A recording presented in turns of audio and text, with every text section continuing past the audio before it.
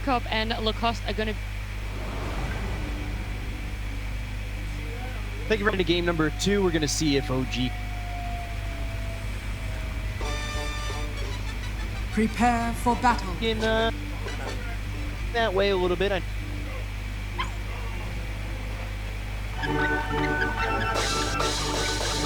What do you want this game? I wanna, you know, how the lanes are. First of all, I thought they're gonna play from the pit after Amar left. Fire or fire. Good dude.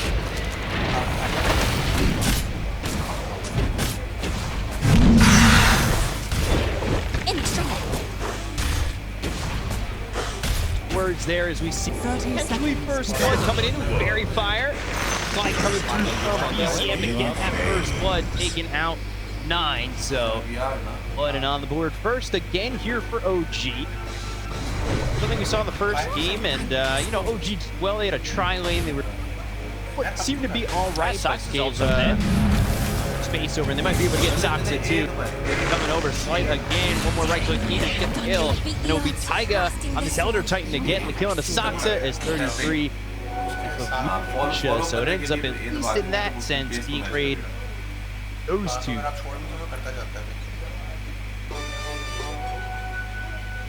He grabs himself too, and OG grab as well.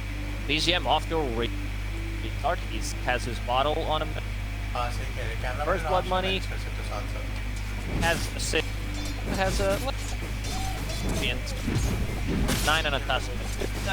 Matchup, I think we're gonna quite a bit more. Decent amount of tusk on mid. Played in the Chinese deep. What I've seen, they start with 12. They damage pretty similar, but have like stun. Maybe you get another right click. A 9 is the one that kind of pioneered on a mid lane. A lot of pressure. Here on the top lane. Nice.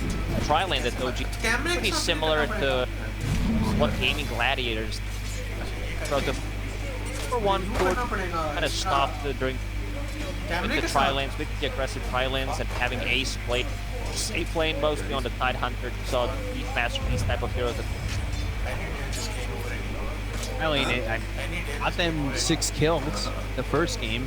If we could do the same here, Taiga and Misha just stepping forward and putting pressure on Skitter and Snake King, making them feel a little bit uncomfortable while there's just farm with the Drow of Yuragi.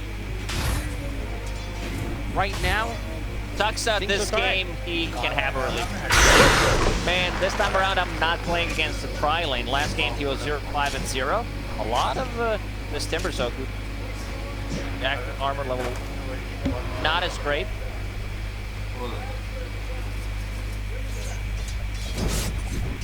Second half, without doing get you back to full if my math is correct, but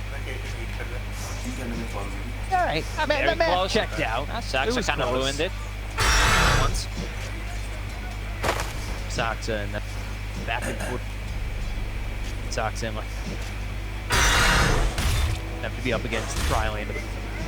It was rough life there for Soxa, but he ended up really putting up a big fight towards the end of that game, and he was well on that Rubik. Snake King again with the bushwhack. Taiga in, Acorn shot, and they need 2 more right clicks.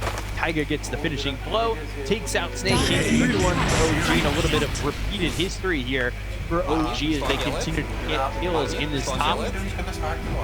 Skitter keeping bottom. He was sitting at the 1 CS fly on Earth. Having a good game does counter decent amount of heroes outside of OG. Like when it comes down to Raw Ranger again, matchup. Oh, mid lane. They've got 9 through the mid here. This is an interesting move from Tundra, but it looks like it's gonna work out. Snowball from 9. He'll get the kill. They take out PZM, and oh my god, you definitely I wasn't expecting that. Don't expect this to happen, because what 33 wanted to do is not deep, that he has a deep rotation available for the bottom lane if they decide to. So why not just get a kill if you're moving to the other side of the map? And, why not just get a kill? I guess it would that way. And it's not. Rotate over if we're going to continue to try and go to a tri lane at some point. Now with a lot of mana, Brambles down, so they're not really able to put on pressure to the Dark Willow just yet. And how much does that kill help? Like 9 gets helped by 33 to get a kill on a PM. How much is that pulse? He needed that little bit of extra XP. ZM was already like half a level ahead of him. He have that extra gold. Taiga, be out. Fight is on down. Changing the lanes. Make sure that get some middle of the pack on 10 CS right now. DM's gonna be afraid of the heroes throughout the whole game. Ursa and Timbersaw. I think there was a game in China where Tidehunter dies the task of like Guardian Greed gets punched to death. Start to get levels of tag team, get an extra. Supposed to be tanky, they're definitely.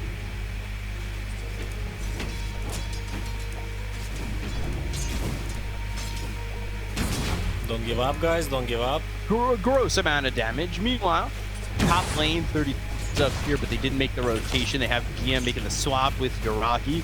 Yuragi's now back towards bottom, and Skittery's gonna wonder what he's gonna do there. Is set up his searing chains, and BZM now with a kill. It's a solo kill. Taiga was there to make sure with Natural Spirit. Uncharacteristic mistake there from Tusk. He did have 10 magic stick charges. I guess he relied on using the snowball, but that kind of ruins Tusk is the root mechanic. Can't use this. Bit of a struggle there. Coming back to the lane, will settle down. Sitting at 27 CS to the 33 of BTM as bottom lane Bushwhack as well as a silence with Taiga making the rotation. The tri lane joins up again. And Soxa's gonna fall to Yuragi. It is again this tri lane just abusing Tundra. And the question I guess I have from game 1 coming into game 2 is, can they parlay that into more? Because the lane, it went all right, but they left mid, they left safe lane when they were tri lane in the last game, very open. Time around, the Tundra does have also a hero that can easily rotate to the side lanes. Both supports also want to take a fight. Top lane in some trouble. Snake King, he's kind of stunned up for the moment. Just one more right click needed. Him on the run now, and maybe they'll look for the sleep, but they get Snake King with the final blow on TM. Barely is. Back to bottom lane. Musical lane. It's level 4. You definitely love Broodmother to be slightly higher level, but the lane is put like some extra XP on the bottom. Has mana boots.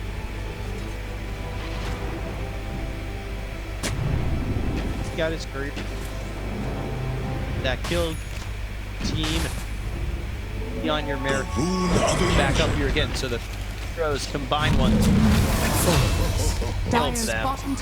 Ragi's got himself another one. And pretty much a copy-paste start for Yuragi laning phase. It's game number 1. Right clicks on a Skitter. He is just forced to go all the way under the tower and not really have a response to this. It's all by himself. There's actually now 4 heroes here for OG top. Quad lane. They want to kill Skitter. He's still level 5, no points in enrage. If they decide to dive, Skitter's definitely dead here. Remnant over, Bushwhack lands, and now certainly another one for Yuragi on the killing spree. Tundra to find a way out of this chokehold top, because right now it is just kill after kill in that lane. 9, yeah, he's farming here mid, but is that enough? Is that the same as getting that DK, that farm? He's getting levels a bit low on mana, rune seconds. See supports rotating, they want to secure rune. Top arcane rune. Or Ember Spirit. Likely Soxa. So he's gonna drop chains and a Bushwhack pull in. Misha's got still there as he's 1-1 in 6, involved in 7 of the 8 already. So 8 minutes into the game, OG with a lead. Questionable start here for Tundra. Back in their own favorite. Mid again, snowball to BCM. Searing chains, Taiga, stomp, sweep. Snake King with the frostbite out on the Taiga. 9 will right click away, but there's a lot of damage going on the Snake King, and they'll get the kill there on the Crystal Maiden. They end up trading Taiga. CM retreats for a remnant down, TP back to base, go back to full health, full mana. Ready to go once again. And it's an early advantage for OG in the esports bet.io odds. You know, they're favoring Tundra by a lot, so when you see OG in the lead, it's maybe something that the odds weren't expecting. Not expecting, considering how well they played not just during TI, but also in game 1 they did manage to stabilize the lane. Like you can see OG making all the moves, they are getting the kills, but in terms of net worth, it's less than a 1k gold lead. Tundra still finding the good amount of farm on all of their heroes. The one hero that is kind of in the middle of the pack, but is known to be a lane dominator is the Timbersaw, because he did swap multiple times. He's gonna get it. Right on the end of that TP. There too. I'm always impressed by 33's Broodmother. We're like, I used to see old 11. Oh, you could have just said I'm always impressed by 33. Yeah, you know what God, and you would not be wrong. I'll end this in. Impressed by 33. Meanwhile, silence on a 9, and 9 is off. This might just extend that is DM getting credit for that one. Soxa running away from BZM as well. They brute over and nearby, but nothing 33. Go back into the jungle and farm. Side of OG, they are the ones controlling the power runes pretty much. 33 did pick up double damage, but not the most valuable on it. Not double damage on Tusk nor Ember Spirit. He could get it. This top lane, they have ward behind the tower. They also have catapult. Duragi has been very active on Prow Ranger move from lane to lane. He was just mid, he was bottom, he's top. Managed to kill Ursa as well. Expect potential rotations coming out from Tundra's members. Right now, they are Radiant structures mid lane. Definitely a tough kill to get. Searching inside the tree. Staying aloof. But ends up getting slapped. 33 will make the rotation towards the top and kind of halt this push that was coming in onto the tier 1 Usually we see this move from Root when she takes the tier 1 tower on the bottom and maybe like join, or she wants to dominate the bottom part of the map. That he needs to help his team out. Horus Punch, Bedlam right on top of Misha. That is that single target damage that comes in from the Bedlam. Back when Dark Will was just released, damage was absolutely insane. So Dark 900. Still looking to get a return here on Soxa. Slight again from BDM. So a dominating streak for the Ember. Just thinking about TPing out, but good stun coming out from Taiga. Make sure that they get this kill. And on the mid lane, let's see what we get out of this. Guards and ball back towards the tower, so survivability will be bottled up, immediately activated. Side of his Searing Chains on a Snake King. The rundown is there. Mega kill streak. He is just stacking up the kills. And on the run is Misha.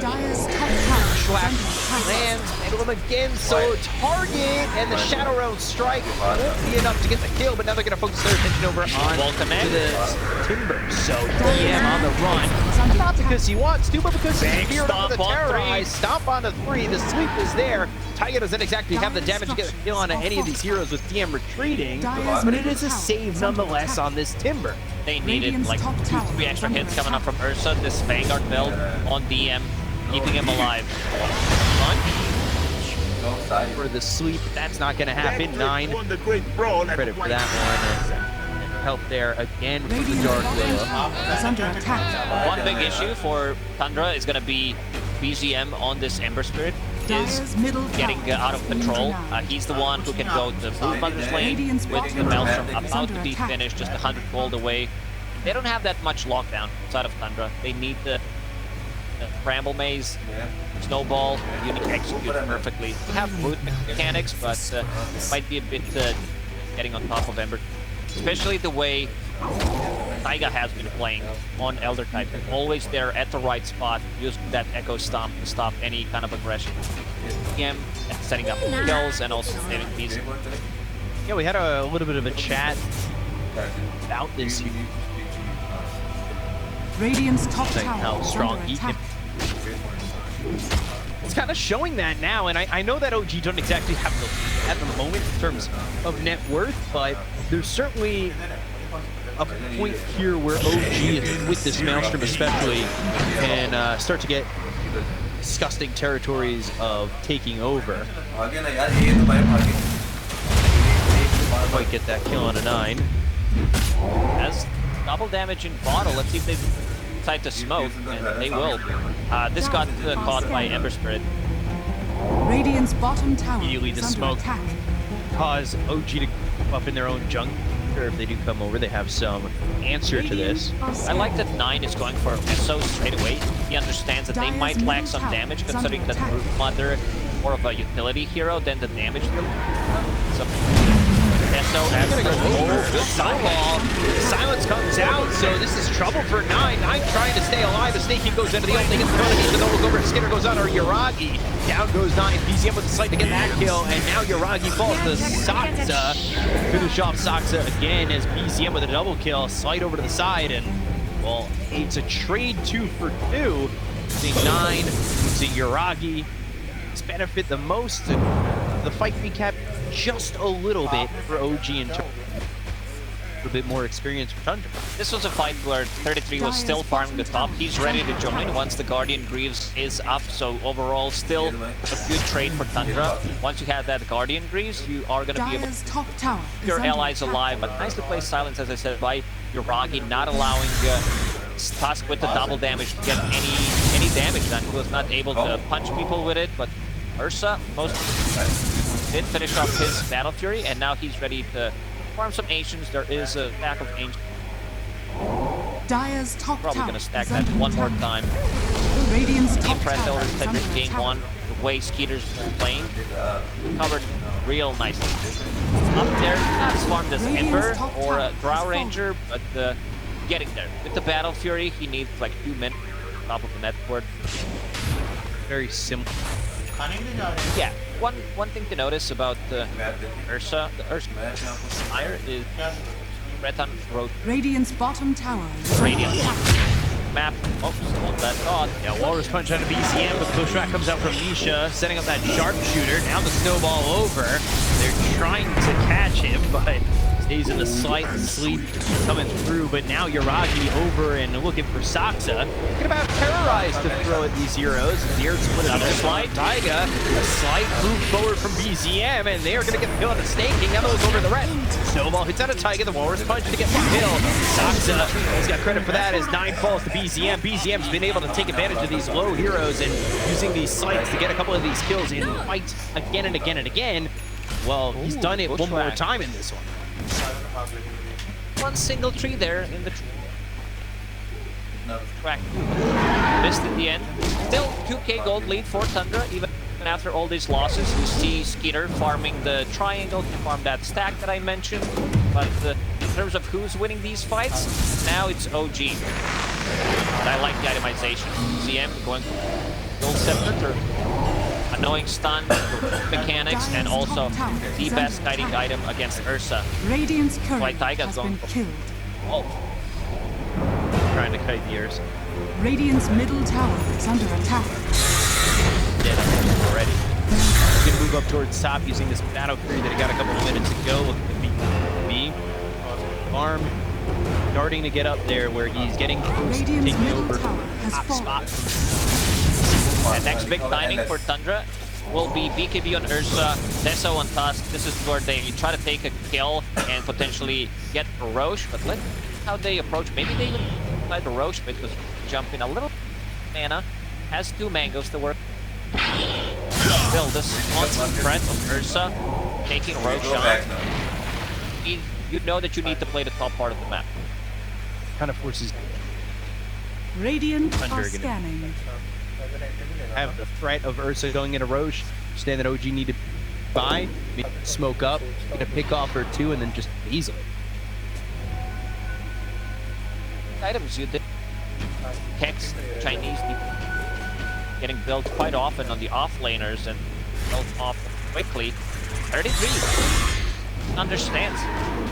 Control this Ember Spirit somehow. He sees maybe Orchid would be an Radiant's option, bottom but tower is under he attack. has a Yule Scepter and usually builds Dire's into top tower B as is under his attack. item. They need something different, so Hex is gonna commit to it. Guardian Greed right into that.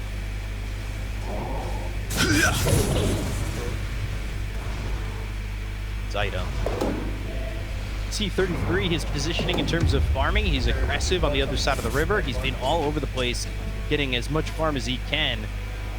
Right behind this Ursa with the Battle Furies, though. You can see just GPM-wise how fast it is. And yeah, it's right on your screen right there, so pretty when your numbers are top, that's for sure. Tundra definitely will take a fight. DD available on Tusk about to hit that level 12, so 5 less seconds on Walrus Punch. Probably gets it off in the fight 2 times. Trying to get that ult off. That freezing field's not going to last too long with the Yules in the hands of BZM. Sharpshooter and a slight just a little bit too late. That's why he's a king. Almost 4-hero rotation for him. He does manage to get out of trouble. Never in doubt Dire's either. top tower is under attack. BKB, and they're not going to sync up this double damage on Tusk. Didn't expire. He would have loved to take a fight. Has his BKB, needs carrier. This is go time for Tundra. Again, like you said, this is going to be time near. Yeah, it's gonna be smoke and try to play the full party. Yeah. Let's see how where OG are going to be for this too, because you know they're set up near Roche. They've got a couple of heroes Radiant's showing bottom EM for tower the past is under few attack. minutes over mid. Dire's top tower Catch is Tundra under coming attack. their way. Maybe they could fight this, but Rainbow Maze laid down the first crown on Misha. Lotus Orb, Sharpshooter going the other way. That Lotus Orb placed on him by DM. They've got spiders over to the side that cleaned up immediately. Into the Shadow Realm is this Dark Willow, so keeping the fight for the moment. They don't have the best initiation. Tusk trying to get his Blink Dagger. Still no BKB. I love the build. Sometimes you need to risk it. Counter Smoke from OG. Running inside the enemy base. They get the stun off. They get the Bushwhack. But up the Searing Chains and going after this Dark Willow. Dies in the Shadow Realm, so I got pinged Roche immediately. 33. Scouts things out with 2 spiders. There is no buyback on Dark Willow. They can steal this Roshan from Tundra. This is going to be big. It seems like Tundra's not going to contest it. They feel like they need Dark Willow to take this fight. major differences from game 1 to game 2 hitting this age.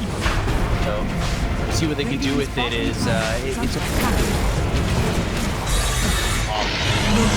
map. So Yoragi will get that Aegis. Meanwhile, snaking over mid, farming efficiency, trying to get into 4 staff. Zero damage. DM really racking up some numbers at almost 2,000.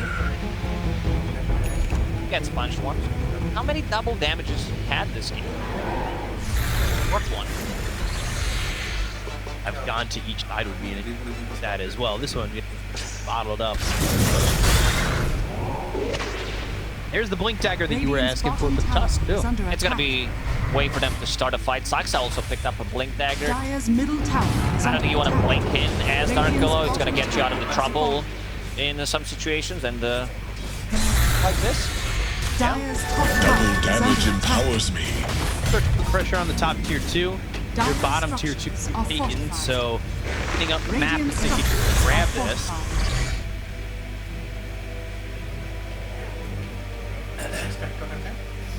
So, where the game stands right now, obviously net worth lead. See it, it's 3K for Tundra. What's the worst? Do you think that OG is in the vicinity? Are they close? Does it feel 50-50 to you? It looks close. I started to talk about the matchup, Drow Ranger against Ursa. This one can go both ways. Can Pike and Drow Ranger especially with... she's gonna be more than fine. Does have a Pike building in relatively quick butterfly, so Ursa will be forced to get MKB. An item that's okay buying with, but doesn't want to buy it. He would prefer if it's Vasher, but might still think about getting a MKB just to be able to that evasion. Because if your BKB is down, you get gusted, and a very interesting choice that we didn't point out by Drow Ranger, level 10 talent, 15% gust self-movement, so she wants to be able to run away, use that gust to maneuver, position herself better in a team fight. See how that 15% ends up. Got 3.5 minutes. Aegis. Meanwhile, Skitter also picking up a Blink Dagger. A lot of blinks in this game, and blinking, you'll miss it, as it's all been picked up pretty much in line with each other. They take the tier 2 up in the top lane. Smoke right off that for both teams. Skitter's got that Blink Dagger. He's going to be trying to jump in, but they're working with an Aegis on the side of OG. They'll find themselves Taiga, and it's 3 shots to death. They're going to look for more, though. Bramble Maze, Walrus Punch coming in. Yuragi needs to be careful. Hurricane Pike push away, and the Bedlam damage right on top of this Drow to take out the Aegis. DM's going to be up on the high ground, and now with the Sharpshooter. Well, 33's right on top of him. The Terrorize hits both these heroes with a freezing field drop by Staking. They get the kill to Yuragi. They're going to look over at DM, and they finish off Misha. 3 heroes dead on the side of OG as they're still trying to run on the rest. DM over in the mid lane. That's going to reflect with the loaded sword, so the snowball going back towards 9, almost getting the damage to get the kill, but Skitter's going to be the finisher on TM, so they lose 4. Tundra, they don't lose anything, and that is a perfect fight from them again.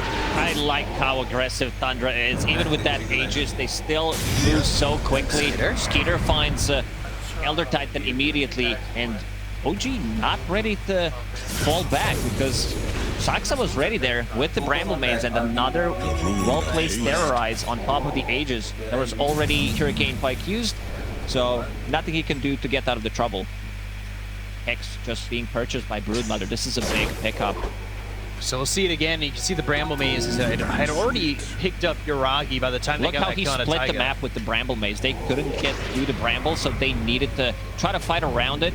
DM, he gets in, but yeah, he's tanky enough to sustain through some of the damage, but this fight's already over here. And then off your screen, you're seeing 33 now go after Misha. So he doesn't have to be in that big cluster of an exchange up on the high ground. He can literally just go for the heroes that are on the outliers, and that's Misha at the moment. So, Curse Crown, Yuragi, Bedlam, solo target. Already he's going to be right on top of this Drow, and Misha with a bushwhack, which lines him up for the sharpshooter. Saksa ends up going in a little bit too far. They get the kill on the Dark Willow. So they save the Drow, they get themselves 1, and it's off the back of Misha landing a couple of spells. It was a good try from Dark Willow there. Potentially a solo kill. Definitely worth it. Tundra's getting so much out of the map. Starting to get some Deso charges. That was a 1,000 damage Walrus Punch. While that's going on, Taiga mid drops the Skitter. They're going to try and maybe have DM go in. Have anything really around him to just yet. Finally, the team's coming over. But by this point, 33, he's back in the high ground. Skitter, I think, is in a good enough spot where he can defend what OG bring his way. Right lane, maybe things work out. Letterfish here changes the BKB to BCM. They go up to 33, but Skitter's on the back line. Skitter the Banshee's on it. Yuragi in some trouble with the Hurricane Pike. They'll get him to the low ground. They take out this Broodmother. They'll look over in this Ursa. Ursa with the BKB. They get the kill on Yuragi. Saksa, he's on the back line with the Bedlam looking for the Terrorize. He'll throw it over onto the Timber Saw. They get the Remnant over to kill off Staking, but they lose DM. Saksa is just doing amazing things with this Dark Willow. he has his number throughout the whole game. Like, first he finds him with the Aegis, then he almost gets a solo kill, now finds him again in a fight. He does not care about this butterfly. All he has is magical damage, and most importantly, Ursa doesn't die there. This first Roshan, hold that thought. Yeah, sharpshooter, good snowball. But Remnant laid on top. Snowball goes the other way. Sleight of fist again, and get the kill on a 9. So they are still getting some things out of this, but is it enough? 7k gold lead for Tundra.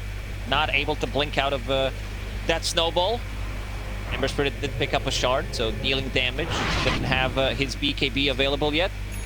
Let's see that All the way from the start up top. One Punch Man. 1,000 damage.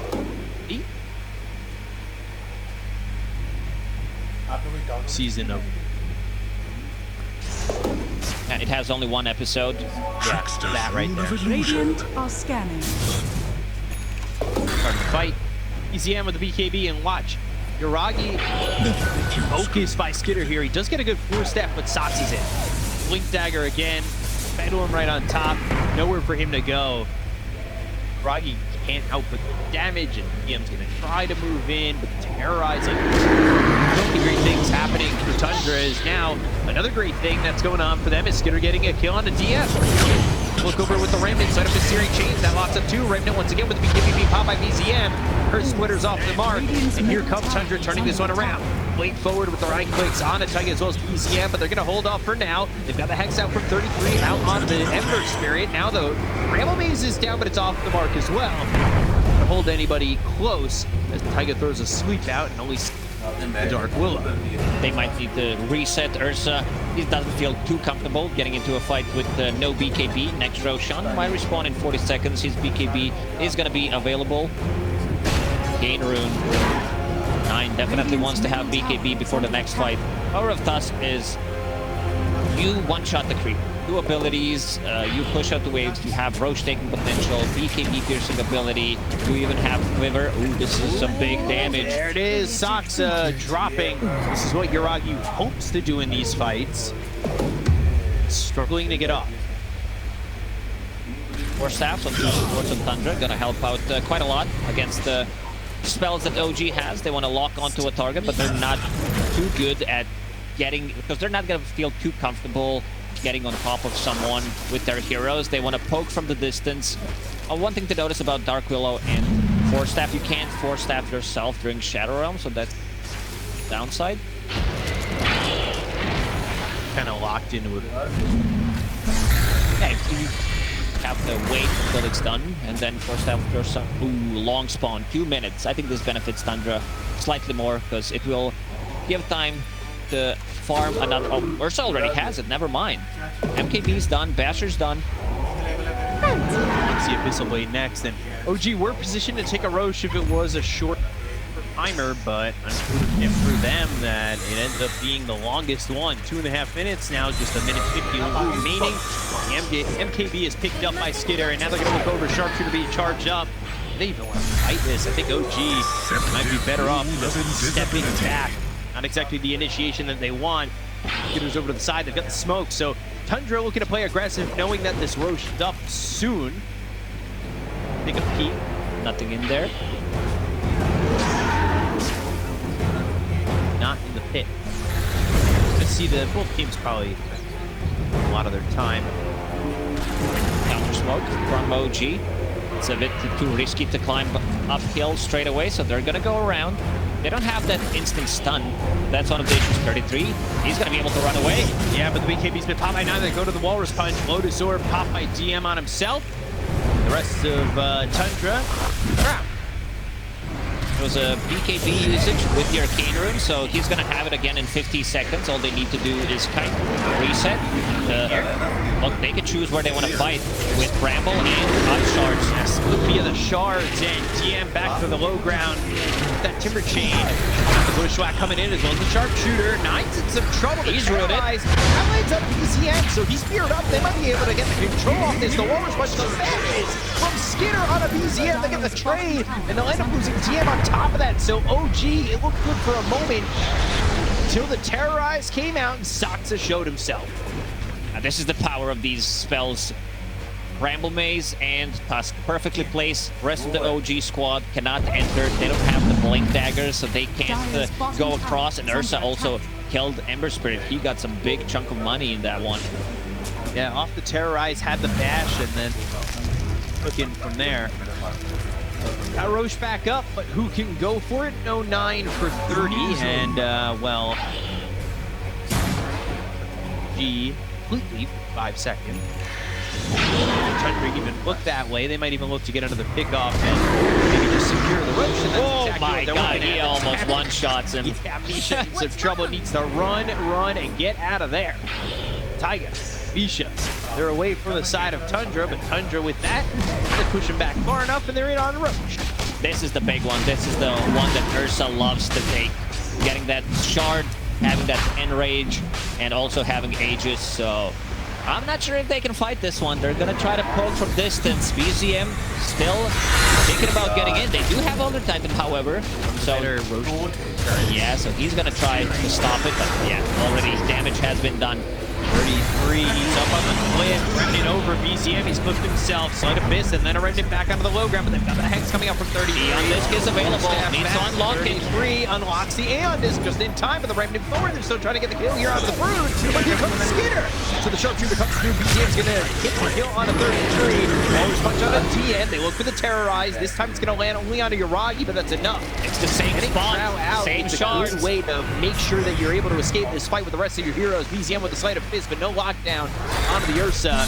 Yeah, similar spot for a fight. This time OG, they get the kill on a 33, but they don't lose anything. It's always a net gain for them, at least. They got the Aegis, they got the shard. This is what they came for. OG. Not the outpost. They would definitely want to take a fight. 30 seconds with no Brood Mother. Misha knocked out. Grand punch from 9. Another double damage, just spawn bottom. 9 will go for it, see what it is. Oh, thank you. Really, another one.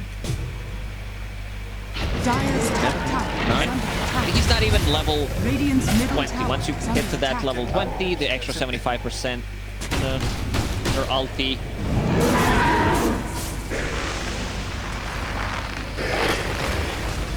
It feels so far behind. It's a good question. They don't have the instant stun, so Tundra will be able to get their BKBs off. Double Force Staff that we mentioned, also a snowball save.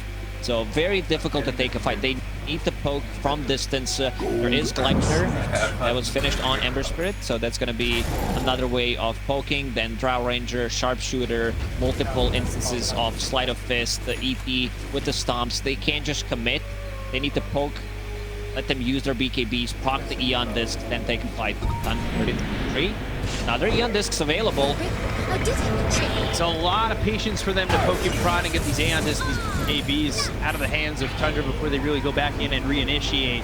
Pace is on Misha as well as Taiga. They need to be careful with the rest of the team coming over. Nine's ready to just blink in and go. Radiant's middle tower is under attack. Yeah, man. Skeeter's ready to go. Line, they've got the blade here. It's going to be Evan Skeeter. He's away from his team by just a foot or so, but now 33 on the high ground.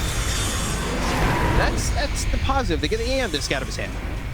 If he popped the Guardian Greaves, the Undisc would not proc, but look at the shards that 9 has been placing. Even the ones that like, they don't get anything out of it, it still blocks the entrance through the ramp, and he knows pretty much every single spot where he needs to place them so that he blocks, and then they can choose how to approach a fight. The only stun that they had was this Bushwhack, right? And they missed it on 33. Even if he hits it there, maybe Aeon Disc procs. I don't think they're gonna be able to get the kill. Rest of the Tundra was already in the vicinity, ready to connect with him.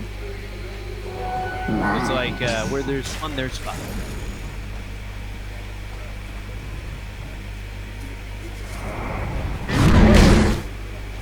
Maybe a bit too much for OG to handle. Like you said, they're trying to find their moments. They're trying to find openings, and it's very tough, especially with an Aegis in the hands of them. I just don't think you're killing Skitter twice, let alone once.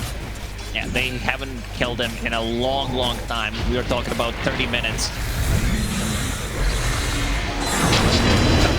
Bramble Maze, now the curse lost ground. Skitter going forward as they get the look storm, so it's going to be bounced back, but they got the freezing field. DM being the focus of a lot of aggression coming up from Tundra. Now BZM can maybe turn it around. Stop Skitter in its tracks. They get DM out. And OG, again, they're surviving, but they're not thriving. What a Chad build from Snaking. Double Wraith Band after 25-minute mark. He wants to be able to have some extra armor, and Wraith is a good chunk of armor against the Drow Ranger and her ulti. Top BKB, Yuragi, high ground. Again, without the BKB hands of Tundra, they not a lot of time left. Tundra definitely wants to take like one smoke engagement, one initiation before going for the high ground. They respect multi-shot from Drow Ranger, Sleight of Fist, and Echo Stomp. It's a difficult task to just go and siege the tower. They don't have those heroes. This time around, in the previous one, they had Spectre with the Manta style, Dragon Knight, Beastmaster, or Dragon Knight Manta. Something that you know, we've seen being very effective in the previous game. Age is about to expire. Another double damage bottom, come on. This is the only rune in the game. I'm convinced. Saxa scouted it out with the courier. 10. Skitter getting the kill on a BZM with the help from Hits level 25 on Ursa, 3 overpowered attacks. This hurts. I think they're showing a little bit of mercy. Not going for the double damage yet. But I say that as 9 is... He's ready to go. He put the bottle back.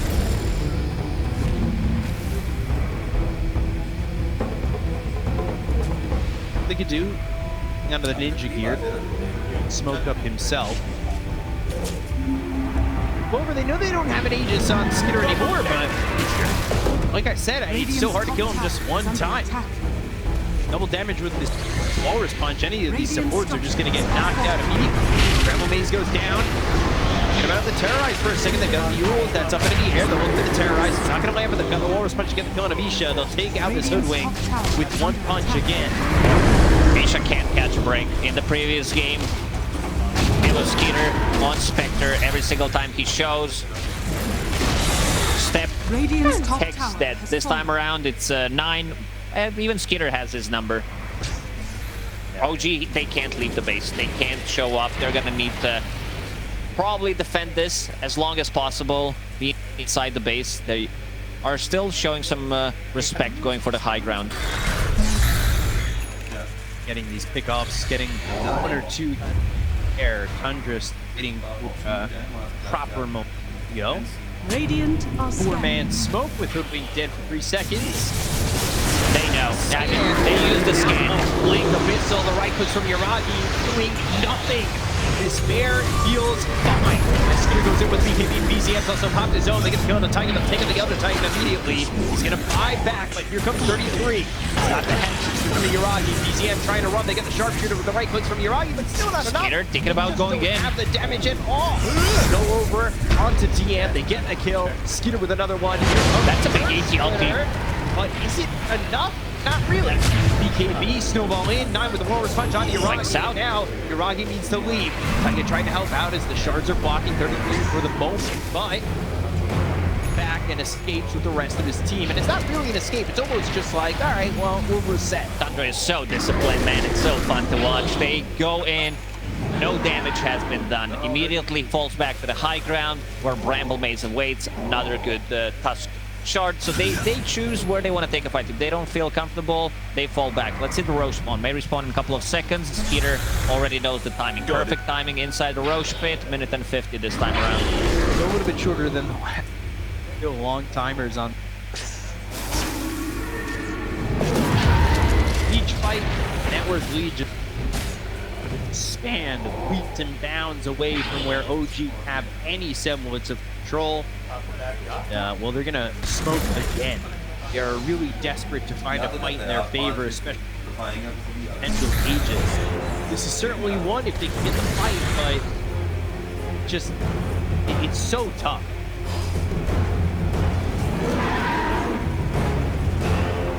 Hit.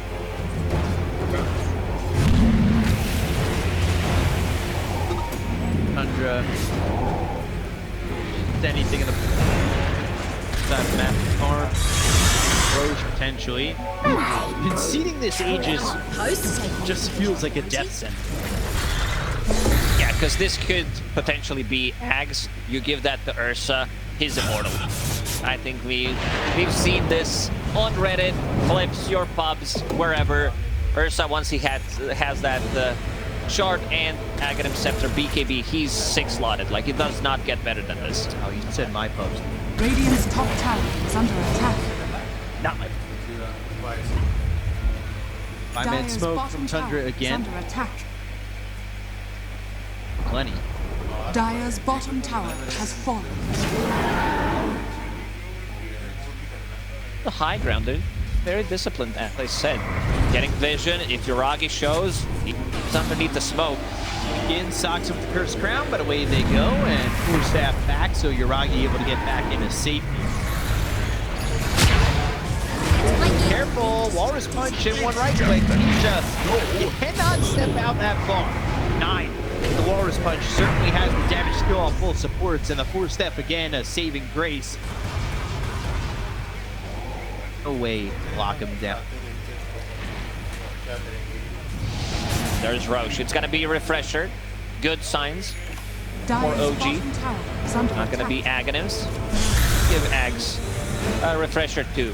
They don't have the best carriers. Roshan has Ursa can fallen refresh into the his BKB. Dire's For bottom now, tower 9 is under going to hold it. attack. There's also Cheese. Now, 9 slotted for now. Not anymore. He gave Cheese to 33. 33. Dire's bottom tower is under attack. Pretty clean. What kind of trouble Doing we can get 13. ourselves Being where he's into? needed. Honestly, everybody. Up and get back together is Yuragi farming from the bottom. He's got the Silver Edge with Shard, trying to get that upgrade of the Frost Arrow, being that application hypo space flank. Dire are Hypothermia. scanning. Effective. Could be. Dire's bottom tower Problem under is attack. they don't have that much of a life steal. They're also not killing anyone on side of Tundra, so no one's gonna explode. I think it would be a good pickup slightly earlier when you've seen this Brood Mother. It's a great way to deal with these spiderlings. Oh, he missed it. Well, probably needs the BKB TP out. Punch. Close. Showed himself. That gust on the Dark Willow. Shocking. Still just looking for an opportunity. I mean, I respect it from OG, right? I'm not just sitting waiting. There was Yuragi up pushing bottom, and now they're kind of playing around. They want to play around this ward that they just placed on the high ground, which is going to get deported. They've got the Hex, it's on to Yuragi, the chase is on, the Spiderlings are there, they'll look for the Echo Stomp, and the BKB is going to be popped by 33. Yuragi does not have that BKB available for 45 seconds, the 4-step away, the Terrorize is not going to land. Bushwhack locks up Skeeter for a second, and Yuragi's going to make it all the way back to the base, or will 33 refreshes. here, there's the refresher, they're going to go in for this, they're going to go to Yuragi, they'll take the drow. 90 seconds, so buyback, BCM's going to pop the BKB to get away, and Tundra, well, they finally get their hands around Yuragi, get the kill and take him out. No buyback. Well, what do you do if OG at this point? It looks like wait for it all to come crumbling down. Dusk ready to go in. Punch. Walrus Punch all the way through Frostbite onto BCM. There is Skinner nearby as well. BCM Punch again. No ball. They get a Walrus Punch one more time. They get the kill on a BCM and no buyback there either. He's level 25. 12% chance on Walrus Punch with the attack speed coming up from the Moon Shard. More than enough. And as you said, no buyback on Ember Spirit. Needs 400 gold for it. And now it's time for Tundra to siege. And so the siege is going to be way easier. Under attack. Certainly gets easier even more when you've got the one-punch knockout power Radiant's of middle 9. tower has fallen. The charge up. Is that a face tattoo I see on that Radiant's tusk? middle tower. It's Radiant's that middle knockout tower power. has fallen. Radiant's bottom tower. It's been pretty impressive. They did not have that good of a laning stage. Buybacks are coming out to Misha with the buyback, but at this point, it seems all desperation because you step too far away from your own base, from the safety, and they're gonna go on you. Look at 33. Radiant's bottom barracks are under attack. The racks, the sharpshooters out. The Warriors punch again. One punch. KO. Nice. It's going to be dominating. They're going to go to the snowball all the way over on the shore. Knockout after 12%. And keeps just uppercutting them. They'll take out Yuragi. The ball keeps as the reigning TI champs of Tundra as they take out OG. Is this MMA or is this Dota? I mean, he just punched them out of the game. Good start for Tundra this DPC season, this DPC tour. They lost the laning stage, both of the time, but lost because OG was